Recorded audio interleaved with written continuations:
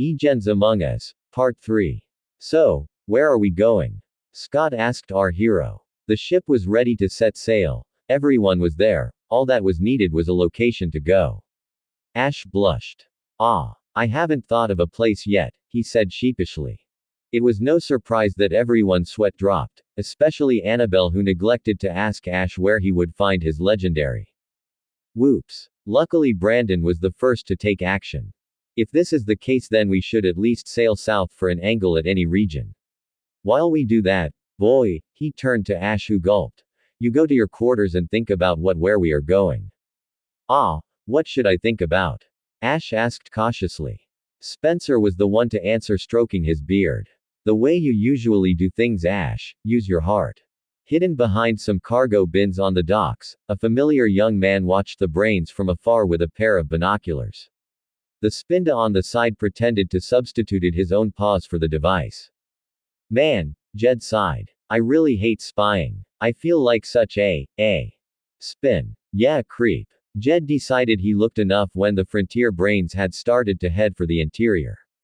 But someone's gotta watch out for that kid, for now at least. Spinda seemed to berate him on that last part. Yeah, I know. I can't hang around the kid too much. It would be like waving a red flag to that foul man. Green eyes flared with aura sight while quick scanning the area. It's safe for now. I know the frontier brains can look out for Ash, and that man is out of region for now. I should go report my findings. Spinda. The Spot Panda Pokémon looked worriedly at his trainer. Tugging at his pant leg pointing at the boat as if to get a point across. Yep. He's probably going to visit there as well. We better get going fast, right? Come on. Let's go find us a fast boat. Ash went into the very luxurious lobby located in the side of the yacht. His room was somewhere around here, but where? This place is huge. Seriously, he didn't know that the frontier brains got so much money. Pikachu peered at the keys in his trainer hand, trying to find the address. His black eyes searched around the whole area and lit up, spotting the door symbol that was the same on the key, GI.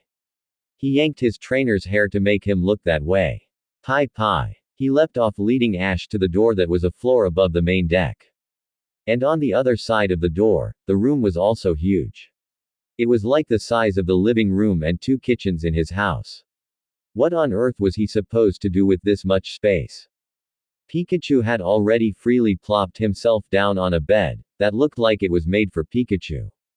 He remembered that Spencer had said he could have his Pokémon on here. The sound of 5 Pokéballs being opened. Bulbasaur, Snorlax, Gaily, Gabite and Larvitar.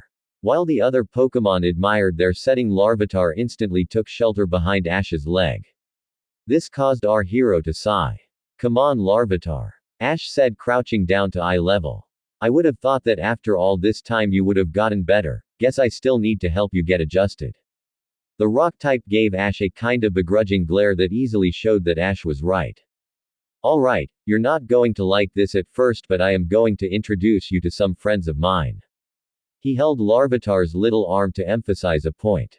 Now listen here, these people are a lot like me. They are just compassionate as I am when it comes to Pokémon. I want you to become comfortable around nice humans, alright, so, give them a chance. He asked with a smile. The Pokémon gave a small nod. Great, UFF. Larvitar once again had attempted to get carried on Ash, and it was by luck that Ash managed to catch him and not fall. Geez. Of course Ash did not forget the assignment given to him by Brandon. Ash thought about all the legendary Pokémon he knew. Okay, he knew a lot of them, but who did he knew? Ash racked his brain for any Pokémon he knew that well. Which Mew? Mewtwo. Where in the world would he find that guy? Seriously. How was he supposed to find a guy who didn't want to be found? Ash came to the first room he found, which had GIII on it, and before think he knocked while struggling to keep Larvitar in place. Come in. A stern voice said. Ash gulped, knowing who it was, but it would be rude to just knock and not enter. Ash entered the door. Hi, Brandon. His eyes met the stern man's ones. His room was bigger than Ash's, but he had no Pokémon out yet. Lar. The eyes scared the Pokémon, instantly forgetting his new trainer's words and hardened in order to protect himself. The archaeologist's gaze was unaffected, seeing Ash's new Pokémon frightened immediately and use a move that it was not supposed to have. I thought I told you to think, boy. Ash looked away both from Brandon's stern gaze and by his embarrassment of Larvitar. I have been, but, he looked at the Pokémon in his arms. I wanted to introduce you to Larvitar. He needs some help adjusting to humans. Brandon briefly looked down. I assume you have met this Pokémon before, at birth. Ash was a bit startled at Brandon's astute deduction. Yeah, he's had some trouble with poachers when he was an egg, and he's gotten better, he just still needs to adjust. Brandon finished. For the first time today, Brandon smiled at the little Pokémon. The seventh brain reached in his pocket and got out a solid white Pokéblock and offered it to Larvitar. The two trainers waited a good minute before Larvitar actually reached out for the Pokéblock. Its eyes widened in surprise at the flavor it never had and looked surprised at Brandon. Though the Pokémon didn't smile, you could see he wasn't as suspicious of the brain as before. It was only Brandon's eyes that kept a distance, and really, who can blame him? Ash smiled at the development. See, this isn't so bad, he said to Larvitar. Shyness developed and he buried his face in Ash's shirt. Good luck on the rest, Brandon said. It was a dismissal and Ash didn't argue, stepping out of the room and wondering where to go next. As there were many empty rooms, probably for future brains. So he had more time to think about the legendaries. Now, Johto. There were many, elusive ones. Suicune. Once again, where would he find that Pokémon? It had been so long. And he didn't think Larvitar would know either. He came to another door, this time not bothering to look at the sign, and knocked again. Spencer was the one to open the door, and luckily Larvitar didn't freeze up. Spencer had that type of feeling him that was calming. Probably due to the fact this man was of sorts, one with nature. So this little fellow is your reason for being late? Spencer joked. Ash did a sheepish smile. Yeah, I want him to get more comfortable to humans. I see it in his eyes. Poor thing was scared before his hatching. Spencer frowned. Funny how Pokémon are able to sense the world around them even when not officially born. Sight, how scaring. Ash was amazed how Spencer was able to see all of this. Wow. So you have any advice? Spencer smiled sagely. This little one is still young, but with you and with experience on your journey, I think he will learn the kindness of others and how to deal justice to those who have previously done harm and those who will in the future.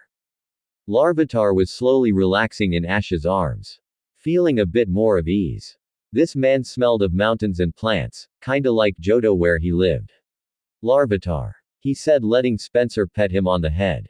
Very strong. It's almost like he's been training for this, Spencer said mysteriously. Ash didn't get it, thinking about something else. Right, I gotta help train Larvitar more to prepare for the legendary. Then you better get on it.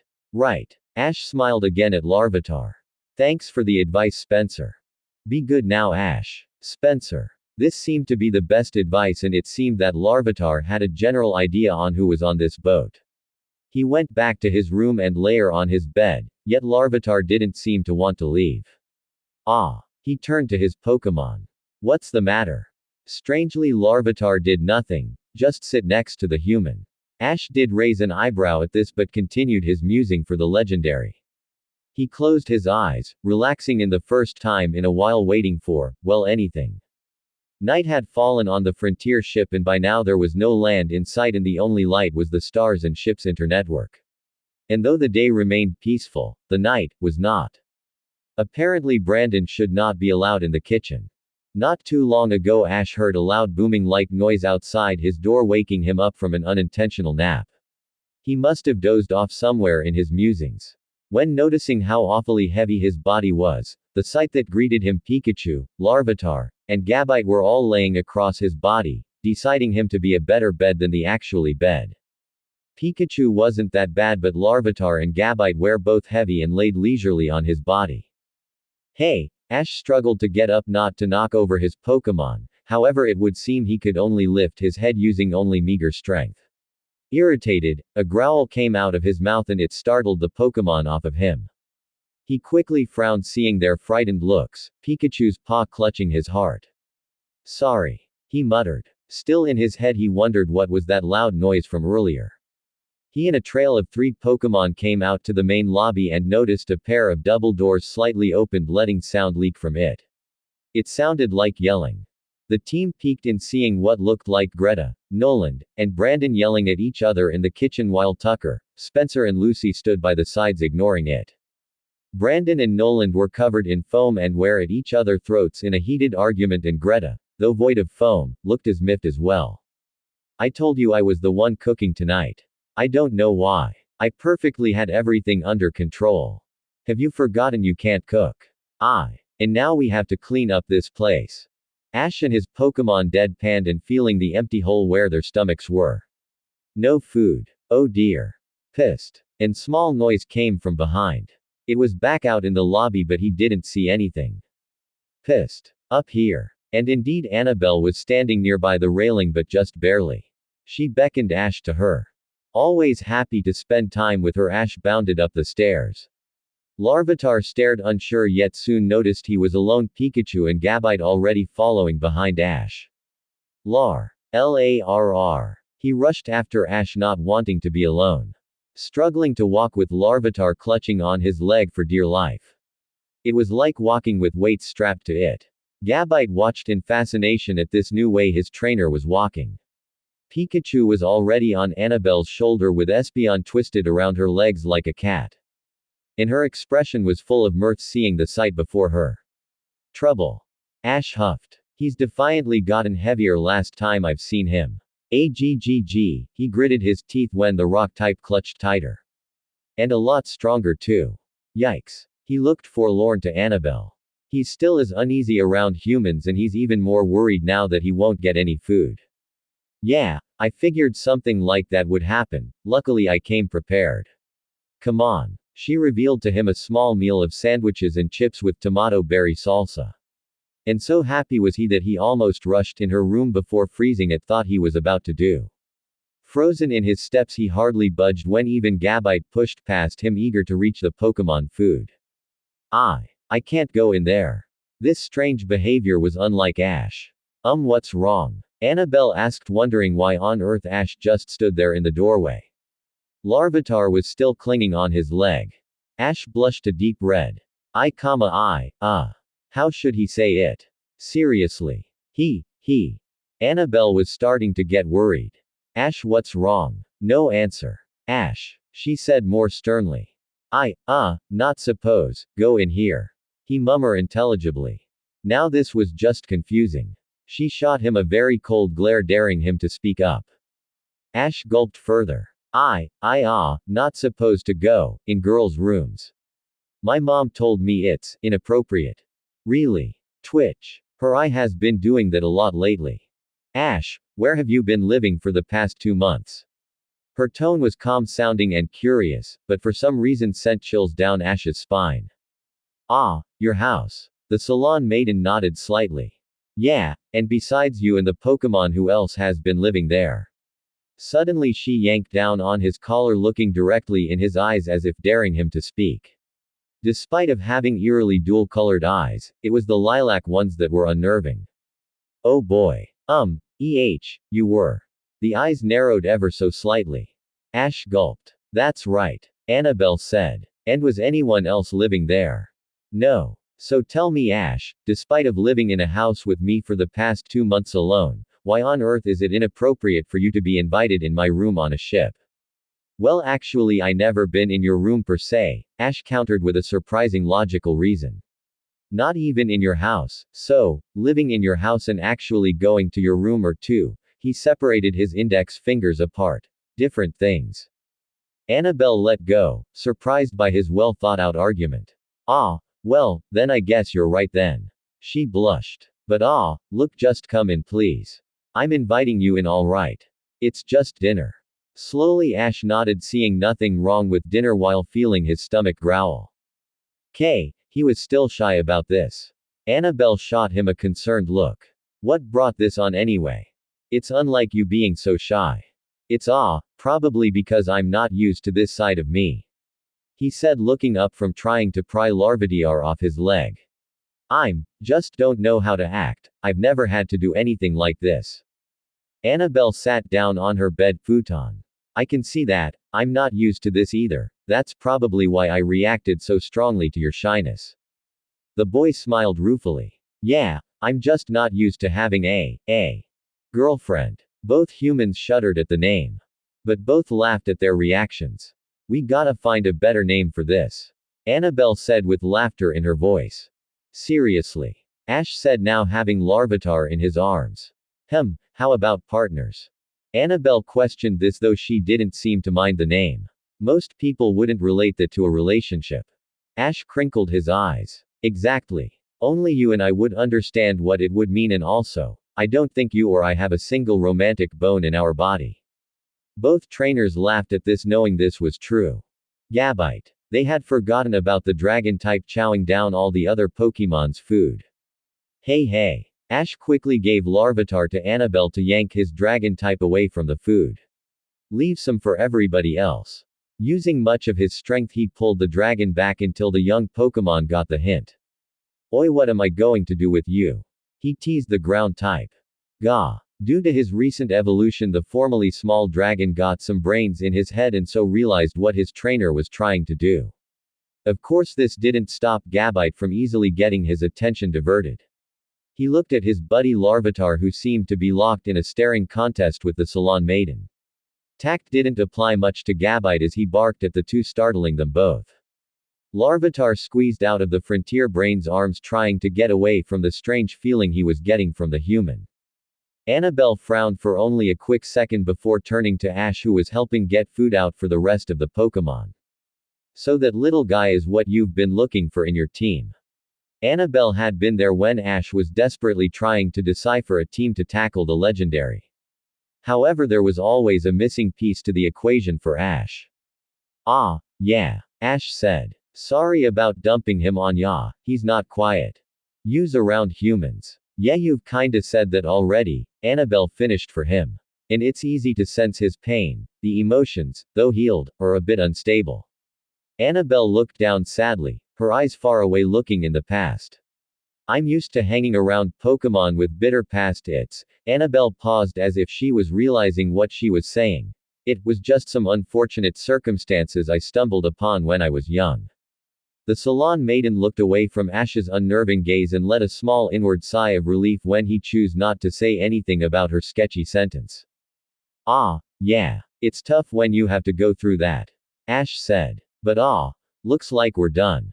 He said cheerily. Come on. Let's get our eats on too. He said, grabbing her hand. And just like that, the awkwardness settling around them had disappeared. They were Ash and Anabel, two trainers who loved Pokemon, battling and just happened to like each other. And thank goodness for all that was simple. So Brandon can't cook? Ash asked, taking a bite out of his sandwich. Anabel had been explaining the situation downstairs. Anabel gave him a distraught look. Yep. As you can imagine, the horror I had when I was under his charge as an apprentice. Ash laughed. So that where you learned to cook? It was that or starve. Plus Brandon's choice of cuisine is at best exotic. Anabel gave a small shiver at the thought. I tell you that man's a genius when it comes to Pokemon and history, however he couldn't navigate out of a cookbook if his life depended on it. The two trainers both laughed at the joke. From behind they hear the Pokemon laugh with them. Taking a glance over his shoulder, Ash saw the Pokemon looking at Anabel's orange Pokemon egg. It was on the bed, nestled securely in blankets with Espeon curled around it to keep it warm. Pikachu was assisting by doing the same while the Pokemon huddled around them. They looked cute together. So how is the egg doing? Ash asked. He was genuinely curious what it contained. Ooh, the anticipation was exciting. Anabel smiled at the scene before her. I took it to Spencer and he said it was healthy and that it should hatch around in few weeks. Sometimes after holding it for a while, I can feel it move. Anabel said happily. Ash grinned. Yeah, wait till it hatches. That's really a blast to see what kind of Pokemon is in it. It's like better than a Christmas present. As if hearing them, the egg did indeed rock, only a little bit. But it was enough to send the trainers up to their feet. It moved. Both trainers said. What was left of their meal was forgotten as both beelined for the Pokemon egg. Their respective starters made way for the humans who took positions next to the living parcel. Oh man. What do you think it is? Ash said, looking at the orange and black spotted egg. He wanted to use Auracite, but nah, where's the fun in that? Anabel smiled, lifting the egg so both could see it. No clue. But Brandon must know. He's the one who gave it to me. Ash held his hands out, wanting to feel the smooth texture. It's been a while since he held a Pokémon egg. Dawn never really let him take care of her Cyndaquil, much to his disappointment. Speaking of taking care. Hey Larvitar, want to see this? He beckoned his rock type forward. Larvitar was curious, as this was an egg as similar to he was. He lifted his little arms, wanting to see it closer. Gently Ash lowered it within arm's reach of the Pokémon, taking care not to drop it. Watching this scene allowed a grin to the salon maiden's face. I'm hoping you'll still be around to help me take care of it. I mean, you're more of the expert for these things. The two humans smiled until Ash noticed her words. Still be around. Oh right, after I become an official Frontier Brain I won't be around you anymore. He started to look a bit dejected. I kinda just realized that. He mused. You just now see that, huh? Anabel cast him sympathetic glance. Will you be okay? Surprisingly Ash smiled. Yeah, we'll be alright. We'll still be together even if we're apart. I mean, that's how bonds work. His voice was so full of determination, so sure of himself that it was impossible to argue. No need to think about the variables. When Anabel agreed, she had the same confidence as he did. Another night of restless sleep. Ash growled to himself in the night. He glared at the clock on his stand, which read 3 a.m. in bright neon red. He envied his Pokémon laying around in deep slumber. The boy's mind was tired, but no matter how he tossed and turned in the bed, his body would not relax. So he decided to continue for the second time this week to walk around to tire his body. Outside seemed nice, sea breeze and all that. His room came furnished with certain comforts that a normal trainer could never access. Two which were robes and slippers. His were a soft charcoal black and nice and soft, perfect for the cool air outside when Ash stepped out to a breeze. He watched the dark ocean sway back and forth, gripping the cold metal guard rails. The breaths of fresh air made his mind clearer, and he was truly left alone to think. I'm going to be doing the impossible. The thought crossed his mind. He thought what he had done in the past months. An internship, learning to regain his confidence, having an even deeper connection to his Pokémon, learning about Aura and learning about Anabel and the rest of the Frontier Brains. He was becoming a part of the battle frontier. This was a career, a job. A responsibility he had to fulfill. And it's not that he minded. This job was doing something he loved, but how would this affect his future? How would this affect him becoming a Pokémon master? That dream was still there, and it shined more brightly than ever before. But just what exactly was a Pokémon master? What did it mean? What did it entail? The path to that designation had become twisted and covered with many things in his life, and though each one of those twists and turns he loved, there was still a long ways to go. And throughout his joinery only told him that no one really knew what a Pokémon master was. They had that belief that it was there, that it can be fought for, and it was indeed a title full of honor and glory, but what was it? Was it really worth it to chase after something he didn't know for sure? Ash's sense interrupted his inner monologue, detecting another presence entering the area. Turning around, he met the robed Scott, who for some reason was still wearing his sunglasses. What a weird guy. Scott smiled at him. Ah, looks like I'm not the only who can't sleep. The older man let out a big yawn to emphasize this. Yo Ash, what's up? Oh, nothing. Ash decided against saying anything of the previous subject. But Scott saw right through this. Nice try, man, but no one goes looking at the sea at night for thoughts about nothing. Something's got your tail. Ash looked away, surprised at his obviousness. Oh, don't be like that.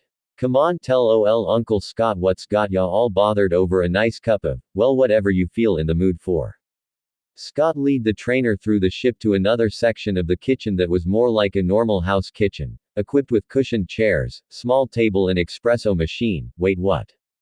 Ever had a cappuccino, Ash? They're pretty good. Scott asked, starting to work with the complex beverage machine. Ah, no. But I'll try one, sure. The silence was awkward, Scott humming to himself, oblivious to Ash's discomfort. So, how was supper last night?